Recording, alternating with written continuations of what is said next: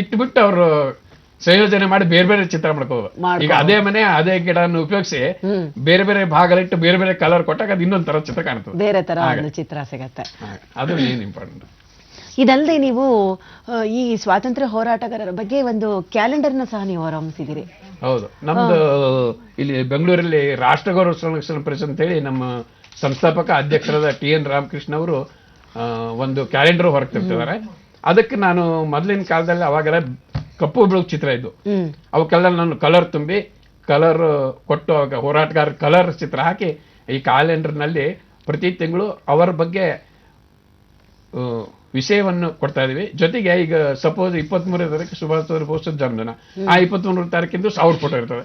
ಈ ತರ ಕ್ಯಾಲೆಂಡರ್ ತುಂಬೆಲ್ಲ ಅವ್ರವ್ರ ಸ್ಮೃತಿ ದಿನ ಆಗ್ಲಿ, ಅವ್ರವ್ರು ತಿರ್ಕೊಂಡಿದ್ದ ದಿನ, ಅವ್ರು ಹುಟ್ಟಿದ ದಿನಗಳ ಫೋಟೋ ಆಯಾ ದಿನಗಳಲ್ಲಿ ಇರುತ್ತೆ.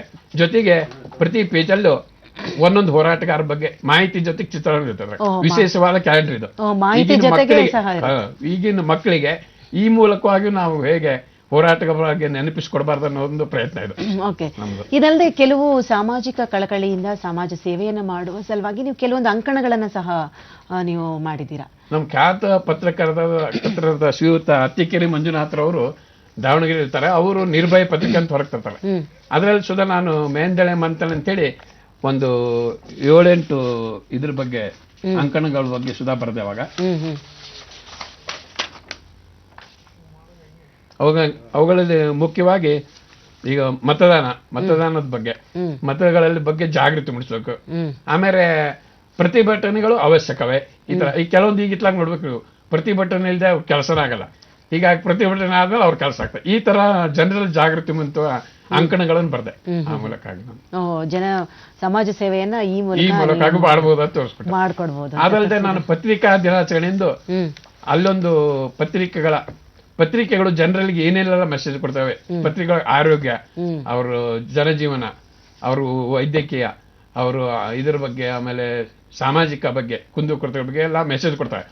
ಆ ತರ ಪತ್ರಿಕೆಗಳು ಜನರಿಗೆ ಏನೆಲ್ಲ ಮೆಸೇಜ್ ಕೊಡ್ತಾವೆ ಅನ್ನೋ ತೋರಿಸೋ ಸಲುವಾಗಿ ಪತ್ರಿಕಾ ದಿನಾಚರಣೆಯಿಂದ ಪತ್ರಿಕೆಗಳ ಬೇರೆ ಬೇರೆ ವಿಷಯಗಳ ಮೇಲೆ ಕೊಲಾ ಚಿತ್ರಿಸಿ ಅದನ್ನು ಸುಧಾ ನಾನು ಪತ್ರಿಕಾ ದಿನಾಚರಣೆಯೆಂದು ಮಾಡ್ತಾ ಇದ್ರಿ ದಾವಣಗೆರೆ ರೋಟರಿ ಭವನದಲ್ಲಿ ಪ್ರದರ್ಶನ ಮಾಡಿದೆ. ಈಗ ಇದೆಲ್ಲ ಮಕ್ಕಳಿಗೆ ಆಯ್ತು, ಮತ್ತೆ ಸ್ವಾತಂತ್ರ್ಯ ಹೋರಾಟಗಾರರ ಬಗ್ಗೆ ಆಯ್ತು, ಮಹಿಳೆಯರಿಗಾಗಿ ಸಹ ನೀವು ಕಾರ್ಯಾಗಾರವನ್ನ ಮಾಡ್ತಾ ಇದ್ದೀರಾ. ಅಂದ್ರೆ ಮಹಿಳೆಯರಿಗೆ ಯಾವುದಾದ್ರೂ ಒಂದು ಕಲಿಯಕ್ಕೆ ಆಗಿರಬಹುದು, ಮತ್ತೆ ಬೇರೆ ಹಳ್ಳಿಗಳಲ್ಲೂ ಹೋಗಿ ನೀವು ಕಾರ್ಯಾಗಾರವನ್ನ ನೀವು ಮಾಡಿದ್ದೀರಾ.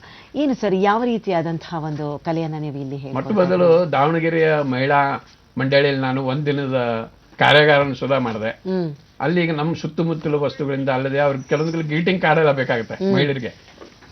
ಅವಾಗ ಅವ್ರಿಗೆ ಈಸಿಯಾಗಿ ಗ್ರೀಟಿಂಗ್ ಕಾರ್ಡ್ ಮಾಡ್ಬೇಕಂದ್ರೆ ಏನ್ ಮಾಡೋದು, ಒಂದು ಪೇಪರ್ ತಗೊಂಡು ಈಗ ಮಡ್ಚಿಬಿಡೋದು. ಮಡ್ಚಿಬಿಟ್ಟು ಒಂದೇನೋ ಒಂದು ಡಿಸೈನ್ ಅವ್ರು ಮಾಡ್ಲಿಕ್ಕೆ ಬರ್ತಂತ ತಿಳ್ಕೊಳ್ಳಿ, ಕಟ್ ಮಾಡ್ಬಿಟ್ಟು ಅದ್ರ ಈ ತರ ಅನ್ಸ್ದಾಗ ಒಂದೇನೋ ಡಿಸೈನ್ ಆಗುತ್ತೆ ಅಂದ್ಕೊಂಡು ಈ ತರ ಕೆಲವೊಂದು ಅವ್ರ ಸುತ್ತಮುತ್ತಲು ಸಿಗೋ ವಸ್ತುಗಳಿಂದ ಅವ್ರು ಹೇಗೆಲ್ಲ ಇದು ಮಾಡ್ಬೋದು ಅನ್ಕೊಂಡು ತೋರಿಸೋ ಸಲಾಗಿ ನಾನು ಕೆಲವೊಂದು ಕಾರ್ಯಾಗಾರ ಸುಧಾ ಮಾಡಿದೆ. ಅಲ್ಲಿ ನಾನು ಮುಖ್ಯವಾಗಿ ಗ್ರೀಟಿಂಗ್ ಕಾರ್ಡ್ ತಯಾರಿಸೋದು. ಈಗ ಇದು ನೋಡ್ರಿ, ಇದೊಂದು ಬ್ಯಾಕ್ ಗ್ರೌಂಡ್ ಪೇಪರ್, ಇದ್ ಒಂದು ಚಿತ್ರ ಅನಿಸುತ್ತೆ. ಇದನ್ನೇ ನಾವು ಮತ್ತೆ ಮೇಲೆ ಒಂದು ಬೇರೆ ಬೇರೆ ತರ ಶೇಪ್ ಕಟ್ ಮಾಡಿ ಇದನ್ನೊಂದು ಕವರ್ ಈ ತರ ಒಂದು ಕಾರ್ಡ್ ಮೇಲೆ ಹಿಂಗ್ ಅಂಟಿಸ್ಬಿಟ್ಟಾಗ ಅದೊಂದು ಕವರ್ ಪೇಜ್ ರೆಡಿ ಆಗ್ಬಿಡ್ತು. ಖಂಡಿತ ಈ ತರ ಬೇರೆ ಬೇರೆಯನ್ನ ಅವ್ರಿಗೆ ಹೇಗ್ ಬರ್ತು ಹಾಕಿ ಕಟ್ ಮಾಡ್ಬೋದು. ಅಂದ್ರೆ ಒಂದು ದಿನದಲ್ಲಿ ಏನೇನು ಕಲಿಬಹುದು ಮಾಡ್ತಾ ಇದ್ರಿ. ಗ್ರೀಟಿಂಗ್ ಕಾರ್ಡ್ ಆಗಲಿ, ನಿಪ್ ಪೇಂಟಿಂಗ್ ಆಗಲಿ, ಥರ್ಮೋಕಾಲ್ ಪೇಂಟಿಂಗ್, ಈ ತರ ಬೇರೆ ಬೇರೆ ಪೇಂಟಿಂಗ್ಗಳ ಬಗ್ಗೆ ಒಂದಿನ ಎಷ್ಟು ಸಾಧ್ಯ ಅಷ್ಟು ಮಾಹಿತಿಯನ್ನು ಕೊಡೋ ಪ್ರಯತ್ನ ಮಾಡಿದೆ. ಈಗ ಕೆಲವೊಂದು ಲೇಡೀಸ್ ತುಂಬಾ ಆಸಕ್ತರಾಗಿ ಅದನ್ನ ಕಲ್ತರು ಸರ್. ಈಗ ನಿಮ್ಮ ಮನೆಯವರ ಒಂದು ವಿವರಣೆಯನ್ನು ಕೊಡಿ ಸರ್. ಹೇಗೆ ಪ್ರೋತ್ಸಾಹ ಸಿಗ್ತಾ ಇತ್ತು, ನೀವು ಸಿಗ್ತಾ ಇದೆ ಈಗ? ಯಾಕಂದ್ರೆ ಶಿಕ್ಷಕ ವೃತ್ತಿಯ ಜೊತೆಗೆ ನೀವು ಅನೇಕ ಕಾರ್ಯಚಟುವಟಿಕೆಗಳನ್ನ, ಸಾಮಾಜಿಕ ಸೇವೆಯನ್ನ ನೀವು ಮಾಡ್ತಾ ಇದ್ದೀರಾ. ಮನೆ ಕಡೆಯಿಂದ ಯಾವ ರೀತಿಯಾದ ಇದು ಅಷ್ಟೇ ಇಂಪಾರ್ಟೆಂಟ್ ಅದು 50%. ಇಲ್ಲಿ ನಾ ಏನ್ ಮಾಡ್ತೇನೆ, ಪ್ರದರ್ಶನ ಮಾಡಿ ಅವೆಲ್ಲ ಬಟ್ಟೆಗಳನ್ನ ನೋಡಿರ್ಬೋದು ನೀವು, ತಗೊಂಡ್ ಬಂದ್ ಮನೇಲಿ ಗುಡ್ಡೆ ಹಾಕ್ಬಿಡ್ತೀವಿ. ಅವ್ರು ಮತ್ತೆ ಮುಂದಿನ ಪ್ರದರ್ಶನ ಅಣಿ ಮಾಡ್ಬೇಕಾದ್ರೆ ಅವ್ರು ಕ್ಲೀನ್ ಆಗಿ ಕೊಡ್ವಿ. ಅವನು ಏನು ಬೇಸಾರ ಪಟ್ಟುಕೊಳ್ಳದೆ ಅವ್ರನ್ನ ಸರಿಯಾಗಿ ಮಡಚಿಡ್ಬೇಕು, ಇಸ್ತ್ರಿ ಮಾಡಿಡ್ಬೇಕು. ಮತ್ತೆ ಮುಂದಿನ ಸರಿ ನಾ ಮತ್ತೆ ಪ್ರದರ್ಶನ ಹೋಗ್ಬೇಕಾದ್ರೆ ಅವ್ರು ರೆಡಿ ಮಾಡ್ಬೇಕು. ಹೀಗಾಗಿ ಅವ್ರ ಕಾರ್ಯಸುಧ ಇರಲಿ ಮೇನು ಭಾಗಿಯಾಗ್ತಂತ ಭಾವಿಸ್ತೇನೆ. ಮಿಸೆಸ್ ಶಕುಂತಲಾ ಅದರಲ್ಲಿ ಕಂಟಿನ್ಯೂ ಆಗಿ ಪ್ರೋತ್ಸಾಹ ಕೊಡ್ತಿದಾರೆ. ಅದೊಂದು ಇದರಿಂದ ನಾನು ಇಷ್ಟೆಲ್ಲ ಪ್ರದರ್ಶನ ಮಾಡ್ಲಿಕ್ಕೆ ಸಾಧ್ಯತೆ ಅನ್ಬೋದು. ಒಬ್ಬರ ಕಡೆಯಿಂದ ಮಾಡಕ್ ಆಗಲ್ಲ. ಅದು ಅಲ್ಲದೆ ನನ್ನ ಮಗ ಸುಧಾ ಒಂದ್ 5-6 ಕಡೆ ಪ್ರದರ್ಶನ ಮಾಡಿದಾನೆ.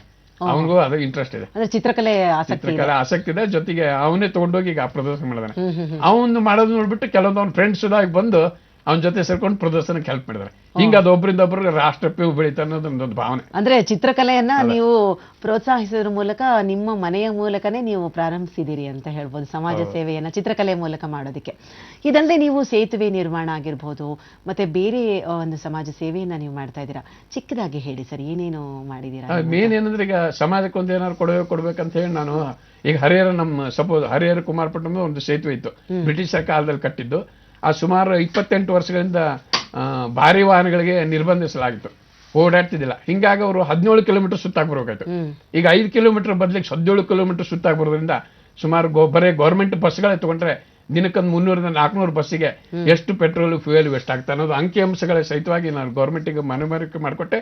ಆ ಮೂಲಕವಾಗಿ ಈಗ ಅದೊಂದು ನಷ್ಟವನ್ನು ಇದು ಮಾಡೋ ಸಲುವಾಗಿ ಗೌರ್ಮೆಂಟ್ ಈಗ ಹೊಸ ಸೇತುವೆ ಮಾಡೋಕ್ಕೆ ಈಗ ಪ್ರಯತ್ನ ಪಟ್ಟು.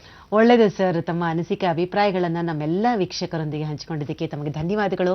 ನಮಸ್ಕಾರ ಸರ್. ನಮಸ್ಕಾರ. ತಮಗೂ ಹಾಗೂ ಚಂದನ ಎಲ್ಲ ವೀಕ್ಷಕರಿಗೂ ಎಲ್ಲ ಸಿಬ್ಬಂದಿಗಳು ಇನ್ನೊಮ್ಮೆ ನನ್ನ ಧನ್ಯವಾದಗಳನ್ನು ಅರ್ಪಿಸ್ತೇನೆ. ವೀಕ್ಷಕರೇ, ಮತ್ತೆ ನಾಳೆಯ ಬೆಳಗು ಕಾರ್ಯಕ್ರಮದಲ್ಲಿ ಭೇಟಿಯಾಗೋಣ. ಎಲ್ಲರಿಗೂ ನಮಸ್ಕಾರಗಳು.